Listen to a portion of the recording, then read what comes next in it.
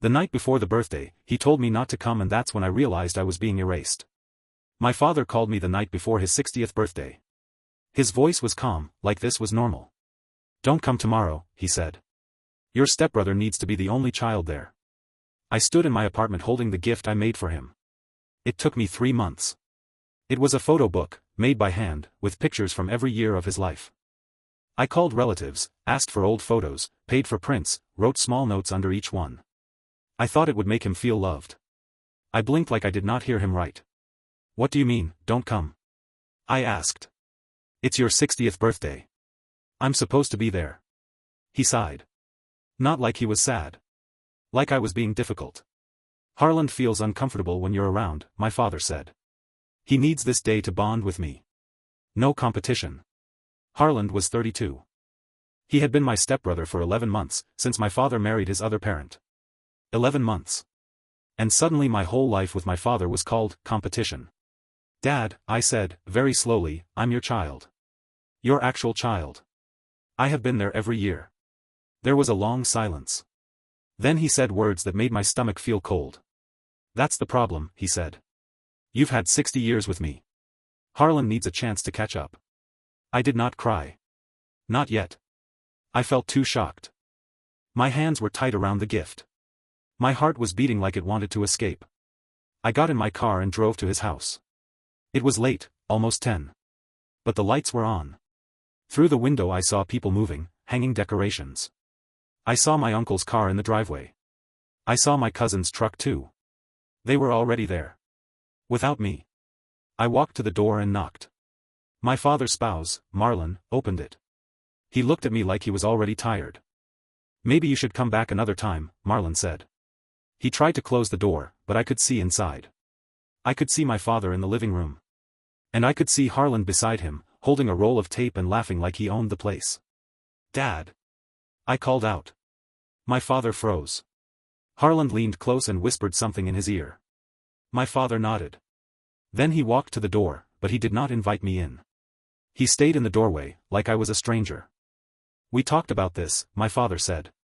"Tomorrow is Harland's day to shine." I looked past him and saw the big banner on the wall. It said, "Happy 60th, Dad." But there was something worse. The photo on the banner showed my father and Harland. Only them. Smiling like a perfect pair. I stepped closer, scanning the room. There were photo boards on the tables. Frames on the shelves. A small screen playing a slideshow. Every photo was my father with Harland, or my father with Marlon. There were no pictures of me. Not one. Not childhood. Not graduation. Not holidays. Not birthdays. 60 years of my father's life, and my part was erased like it never happened. "Where are the pictures of me?" I asked. My voice sounded small, even to me. My father smiled, like he was showing me new curtains. "Harland made those," he said. "Aren't they nice? He worked so hard." My uncle, Dale, walked up behind me. "What's going on?" he asked. "Why is Tessa outside?" My father lifted his chin. "Tessa isn't coming tomorrow. We talked and she agreed it's best." I stared at him. I had agreed to nothing. My uncle looked between us, confused, then angry. "Are you serious? That's your child." Harland appeared at the door holding a cake tool, like he was busy and important. "I can't heal when she's around," Harland said. His eyes filled with tears fast, like he practiced this. "Her face is triggering for me." I frowned.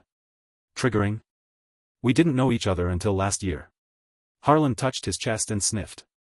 "She looks like my childhood bully," he said. "It's not her fault, but I can't be okay with her there." My father moved at once. He put his arm around Harland like Harland was the one being hurt. "You see," my father said to my uncle. "Harland needs support.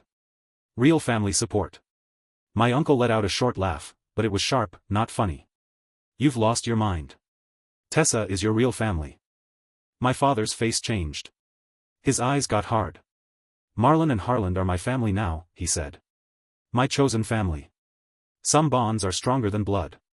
My cousin, Tobin, stepped out from the kitchen. He looked at the banner, then at me, then at my father. "Dad, the restaurant needs the final number for tomorrow," Tobin said carefully. "How many people are coming?" My father looked straight at me. 42, he said. Everyone except Tessa. Tobin's mouth opened. Then closed. Like he did not know what to say. You're uninviting your own child? Tobin asked. Marlon stepped forward and blocked the doorway more. It's best for everyone, he said. Tessa understands. But I did not understand. I felt like I was standing in the wrong life. Dad, I said. What is really happening? Did Harlan tell you something about me? Did he threaten you? Harlan cried louder and pointed at me like I had attacked him. See? She's doing it again, he said. She's trying to make me look bad. Then he ran inside, and my father followed him immediately. Just like that. He chose him. Again. Marlon stayed in the doorway. You should go, he said. You're upsetting them. My uncle grabbed my arm gently. Come with me, he said. Now. We sat in his car in the driveway. My hands were shaking. The gift was still in my lap like a joke. My uncle pulled out his phone and looked at me with a face that was serious. Your father changed his will last week, he said. Harlan is getting everything. My throat went dry. How do you know? He asked me to witness it, my uncle said. I refused. And then he told me the reason. He said Harlan is terminal. That Harlan only has months. My mind went blank. Terminal? I whispered. What does he have? My uncle shook his head. Your father would not say. Just that Harlan needs a parent's love before he dies. I stared out the windshield, trying to breathe. The story sounded too clean. Too perfect. Like a script. My uncle leaned closer. Tessa. I don't think Harlan is dying, he said quietly. I think he is lying. But your father believes him. I wiped my face with my sleeve. I hated that I was crying now, in a parked car, while my father's house lit up like a party for someone else. My uncle turned the key. We're going to check, he said. We're not guessing. We're checking. We drove to my cousin Lyndon's house. Lyndon worked at the hospital as a records nurse. When he opened the door, he took one look at my face and stepped aside. In his kitchen, he logged into the hospital system. His fingers moved fast. The screen loaded. Then he scrolled. And scrolled. No cancer care. No special clinic visits. No long treatment list. Nothing like what a terminal illness would leave behind. Lyndon turned the screen slightly toward us. The only visits I see, he said, are a sprained wrist 2 years ago and the flu last spring. My uncle swallowed hard. So, no terminal diagnosis here. Lyndon printed what he legally could and placed the papers on the table. It was not every record. But it was enough. Enough to show the truth. Harlan was not dying. And that meant something worse, my father was being played. I stared at the papers until the words blurred. Then I said the only thing that felt real. He erased me, I whispered. He erased me for a lie. My uncle put his hand over mine. No, he said. He tried. But we're not letting it stand. That night, we started a list. Every strange thing. Every sudden rule. Every time Harlan got sick when someone asked a hard question. Every time my father pulled away from the people who loved him. By sunrise, we had pages of red flags. And I finally understood, this was not just about a birthday. This was a takeover. The next morning, I woke up with dry eyes and a heavy chest. I felt like I had not slept at all. My phone had no new messages from my father. No, I'm sorry. No, let's talk. Just silence, like I was already gone. My Uncle Dale called a family lawyer he trusted. His name was Merritt Sloan. Merritt handled cases where older people were pressured into changing wills, signing papers, giving money away. When we sat in her office, she did not act surprised. That scared me more than if she had. People who manipulate family members use the same tools, Merritt said. Fear. Urgency. Isolation. And a story that makes everyone feel guilty for asking questions. I placed the hospital printouts on her desk. He says my stepbrother is terminal, I said. But there's nothing here. Merritt looked at the pages carefully. This helps, she said. But a lack of records in one hospital system doesn't always prove anything. We need a bigger pattern. Witnesses. Financial records. Messages. A timeline. A timeline. That word kept coming back. It made me feel like I was building a case against my own father. I hated it. But I also knew love without truth is just a way to get hurt again. Merritt told us to do 3 things. First, document every contact. Every call, text, visit, and who was present. Second, do not confront Harland alone. Manipulators love private scenes, she said. They twist them. Third, find out who Harland really was before he entered our lives. That part was hard because Harland had come in like a warm story. Quiet smile, soft voice, I just want family. My father wanted that story so badly he let it rewrite reality. My cousin Tobin knew someone who used to work as an investigator for insurance fraud. His name was Gideon Rusk. Gideon agreed to meet us at a small diner, the kind with cracked booths and coffee that tastes like patience. Gideon listened while Tobin explained everything, the terminal illness, the birthday ban, the sudden will change, the missing photos, the way my father repeated Harland's words like they were his own. Gideon didn't interrupt. He just wrote names and dates in a small notebook. When Tobin finished, Gideon asked one quiet question. Do you know Harland's real last name? I opened my mouth, then closed it. I realized I had never asked. I had never needed to. My father had introduced him as Harland, like that was enough. Gideon nodded like he expected that. Give me 2 days, he said. While Gideon worked, we kept watching. My cousin Brenner went to my father's house, just to check on him. Brenner told me later my father looked thinner. Not sick, but drained. Like he was always bracing for something. Harland stayed close. Too close. Every time Brenner mentioned me, Harland suddenly touched his chest. He said the stress was too much.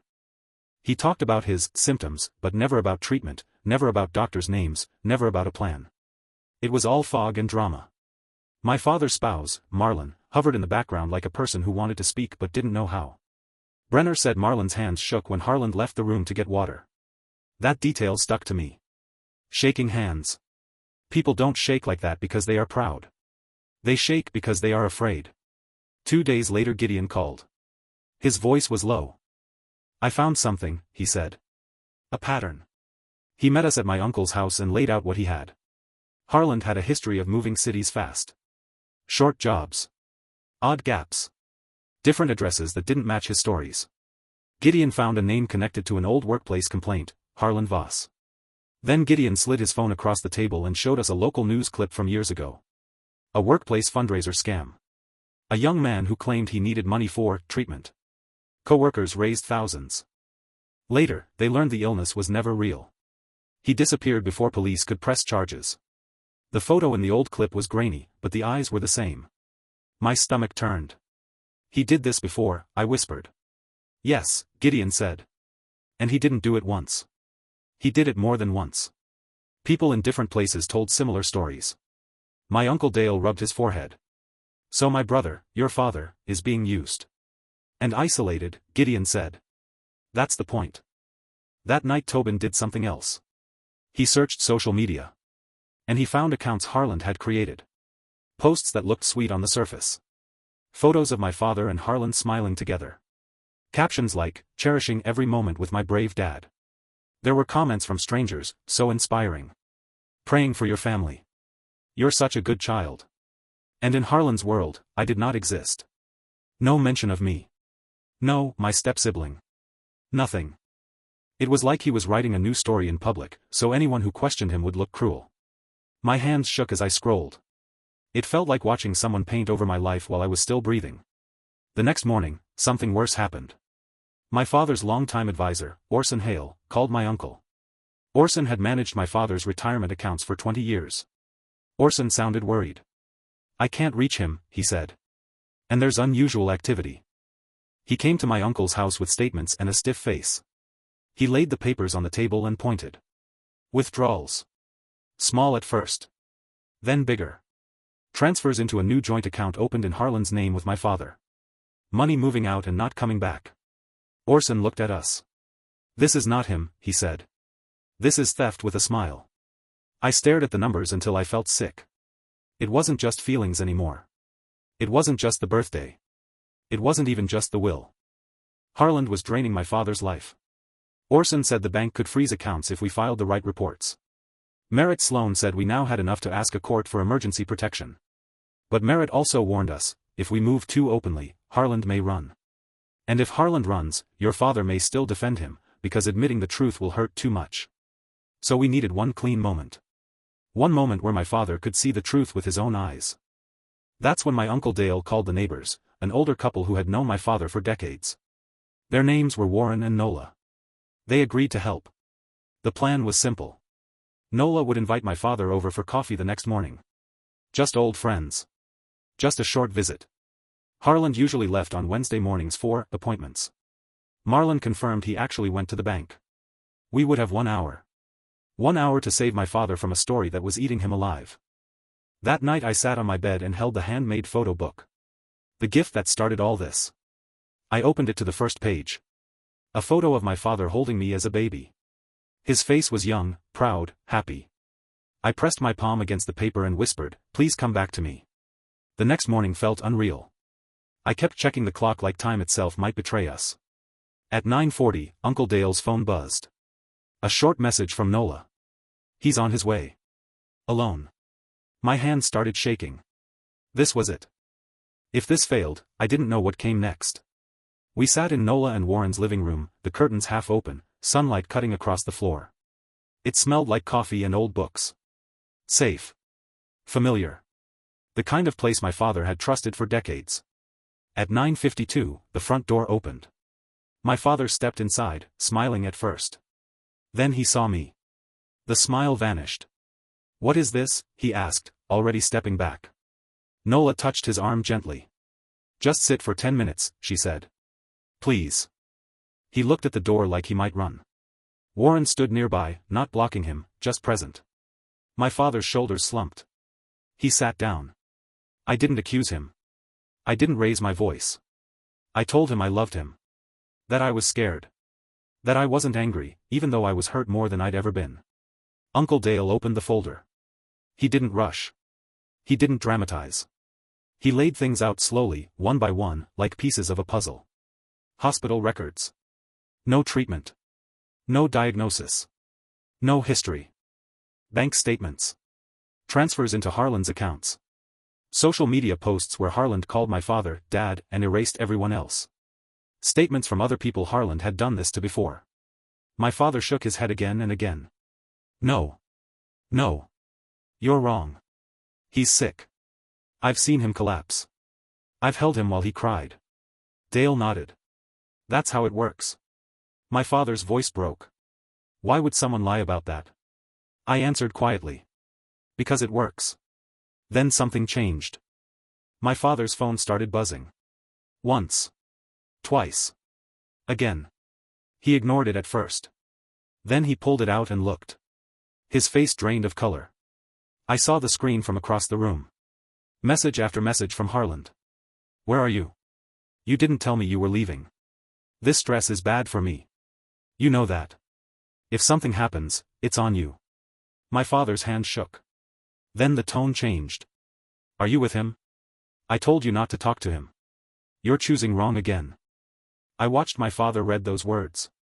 Watched confusion turn into something darker. Harland called. My father answered. At first, Harland used the soft voice. The weak voice. The one everyone knew. But my father didn't say much. He just listened. Then Harland snapped. The voice coming from the phone was sharp. Angry. Nothing like the fragile person he pretended to be. "You're wasting my time," Harland said. "I told you what happens when you don't listen." Nola reached over and pressed the speaker button. Harland didn't notice. He kept talking. About how easy it had been. About how lonely people were the best targets. About how my father had wanted to be needed so badly he believed anything. My father's face collapsed. Harland kept going. He talked about the money. About how he planned to take more. About how he almost convinced my father to sign over the house. "I should have moved faster," Harland said. "Before they got to you." No one spoke. My father stared at the phone like it was a snake. Harland laughed. "You're pathetic," he said. "I gave you purpose. And you ruined it." My father ended the call. The room was silent except for his breathing. He didn't cry right away. He just sat there, hollow. Then he looked at me. "I chose him," he whispered. "Over you." I nodded. Yes. That broke him. He cried the way people cry when something inside finally shatters. Not loud. Just deep. Like grief had finally found air. "I wanted to feel needed," he said. I wanted someone to stay. I took his hand. I didn't forgive him. Not yet. But I didn't pull away. Uncle Dale called the police. They listened to the recording. Their tone changed immediately. They said officers were already on the way to the house. 30 minutes later, we got the call. Harland had been packing. Jewelry on the bed. Documents in his bag. Cash in his pocket. They arrested him without drama. My father didn't cheer. He didn't look relieved. He looked ashamed. That night, he didn't go home. He stayed with Dale. He didn't ask me to forgive him. He just said, "I'll wait." In the weeks that followed, everything moved slowly and fast at the same time. Accounts were frozen. The will was challenged. Statements were taken. Harland's history came out. Other people. Other families. Same story. My father started therapy. Alone. He wrote me a letter. Not a text. Not a call. A letter. It didn't ask for forgiveness. It said he was sorry for erasing me. It said he understood if I never trusted him again. It said he would keep showing up anyway. I read it 3 times. Then I put it in the photo album. Not because everything was fixed. But because the truth had finally spoken louder than lies. The trial did not feel dramatic. There were no gasps, no shouting, no sudden twists. Real life rarely works that way. It moved slowly, carefully, like a system finally correcting itself. Harland pleaded guilty. 5 years in state prison. Restitution ordered. A permanent record that followed him everywhere. When the judge read the sentence, Harland did not look at me. He stared straight ahead, empty. Not angry. Not sorry. Just blank. That was when I understood something important. People like him do not feel guilt the way others do. They feel inconvenience. My father sat beside me in the courtroom, hands folded, shoulders tight. He did not cry. He did not smile. When it was over, he whispered, "Thank you for not giving up on me." I did not answer right away. After everything, our relationship did not magically heal. There was no movie-style reunion. Trust does not grow back overnight. It grows quietly, or not at all. We started small. Coffee once a week. Public places. Short conversations. No big emotional speeches. He listened more than he talked. When I said something hurt, he did not defend himself. He nodded. He wrote things down. Sometimes he apologized again, not to be forgiven, but because he finally understood what he had done. That mattered. The will was restored legally. Not because I demanded it, but because he insisted. He told the lawyer he wanted everything documented properly, without pressure, without secrecy. He asked for witnesses. He asked questions. He made sure I knew what was happening. "I don't want power over you," he said. "I want accountability." That sentence stayed with me. The money Harland had stolen was partly recovered. Some of it was gone forever. My father accepted that without bitterness. He sold the house later that year and moved into a smaller place near his brother. Somewhere quieter. Somewhere honest. He stopped trying to impress anyone. Therapy changed him, slowly. Not into someone new, but into someone more aware. He learned how loneliness had made him vulnerable. How fear of being alone had made him choose illusion over truth. One afternoon, months later, he handed me a small wooden box. Inside were old photos. Letters. Birthday cards I had written as a child. "I kept these," he said. "Even when I told myself you were the problem." I closed the box and slid it back to him. "Keep them," I said. "They're part of your work." He nodded. I didn't forgive him all at once. Forgiveness came in pieces. Some days I felt close to him again. Other days I felt distant and guarded. He accepted both without complaint. That mattered, too. What surprised me most was how much stronger I felt. For years, I believed family loyalty meant endurance. Staying quiet. Being patient no matter the cost. This experience taught me something different. Loyalty without boundaries is not love. It is self-erasure. I learned that choosing myself did not make me cruel. It made me honest. The rest of the family changed, too. People who had once stayed silent became louder. Braver. We spoke more openly about manipulation, about how easily love can be twisted when someone knows where to press. We became closer not because of blood, but because of truth. On my father's next birthday, there was no big party. Just dinner at a small restaurant. No speeches. No decorations. Just conversation and quiet laughter. At the end of the night, he raised his glass.